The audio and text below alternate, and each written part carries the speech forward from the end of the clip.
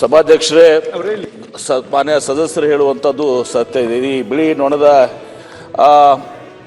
ಒಂದೇ ಪರ್ಯಾಯ ಅಂತಂದರೆ ಮೊದಲನ್ನ ಗ್ರೌಂಡ್ ಸಾಯಿಲನ್ನು ಸ್ಟ್ರೆಂಗ್ತನ್ ಮಾಡ್ಕೊಳ್ಳುವಂಥದ್ದು ಮತ್ತು ಈ ಬೇವಿನ ಮರದ ಇದನ್ನು ಹೊಂಡುವಂಥದ್ದು ಅದೆಲ್ಲರೂ ಕೂಡ ಸಿಂಪಡಣೆ ಮಾಡಬೇಕು.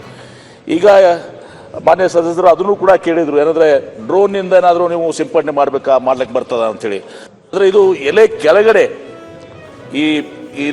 ಎಲೆ ಕೆಳಗಡೆ ಇದು ಮಾಡೋದ್ರಿಂದ ಅದು ಮೇಲೆ ಡ್ರೋನಿನ ಸಿಂಪಡಣೆ ಮಾಡಿದರೂ ಕೂಡ ಏನೂ ಪ್ರಯೋಜನ ಆಗೋದಿಲ್ಲ.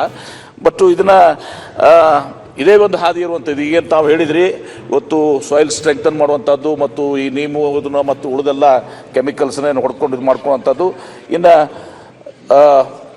ಏನು ಒಳಗಾಗಿದೆ ಆ ಪರಿಹಾರ ಬಗ್ಗೆ ಹೇಳ್ತದೆ. ನಾನು ಸದಸ್ಯರ ತೋಟಗಾರಿಕಾ ಸಚಿವರು ಅವ್ರಿಗೆ ಗಮನಕ್ಕೆ ತರ್ತೀನಿ. ಅವರು ಮುಖ್ಯಮಂತ್ರಿಗಳ ಜೊತೆ ಚರ್ಚೆ ಮಾಡಿ ನನ್ನ ಅಗ್ರವೇಶ ಕಲಾ ತಂಡ ಕಟ್ಕೊಂಡು ಈಗ 20-25 91 ಇಸ್ವಿಲಿಂದ ಇಲ್ಲಿವರೆಗೂ ನಾನು ಕಲಾ ಸೇವೆ ಮಾಡ್ಕೊಂತ ಬಂದೀನಿ ಸರ್. ಯಾಕಂದರೆ ನನ್ನ ಸಂಘ ಒಂದು ರಿಜಿಸ್ಟರ್ ಆಗಿದೆ ಸರ್, ಅಗ್ರವೇಶಗಾರ ಸಾಂಸ್ಕೃತಿಕ ಕಲಾ ಸಂಘ ಅಂತೇಳಿ. ಆ ರಿಜಿಸ್ಟ್ರ್ ಮಾಡ್ಕೊಂಡು ನನ್ನ ಕಲಾ ಇಂಥ ತಂಡಗಳೆಲ್ಲ ಕಳಿಸ್ಕೊಂಡು ನಾನು ಪ್ರಾಯೋಜಿತ ಕಾರ್ಯಕ್ರಮ, ಗಡಿನಾಡೋತ್ಸವ ಇಂಥ ಕಾರ್ಯಕ್ರಮಗಳೆಲ್ಲ ಮಾಡ್ಕೊಂಡು ಬಂದಿದ್ದಕ್ಕೆ ಸರ್ಕಾರ ನನ್ನ ಗುರುತಿಸಿ, ನನ್ನ ಕಲಾ ಸೇವೆಯನ್ನು ಗುರುತಿಸಿ ದುರ್ಗೋತ್ಸವದ ಇಂಥವೆಲ್ಲ ಮಾಡಿದ್ದೆ. ಅದು ಯಾವುದಂದರೆ ಇದು ನನಗೆ ಜಿಲ್ಲಾ ಮಟ್ಟ ಪ್ರಶಸ್ತಿ ಕೊಟ್ಟಿದ್ದರು. ಅದು ಅದು ಹೆಂಗೈತೆ ಏನೋ ಸಹ ನನಗೆ ಇವತ್ತು ಜಾನಪದ ಅಕಾಡೆಮಿ ಕೂಡ ಮಾಡ್ಯಾರ ಸರ್.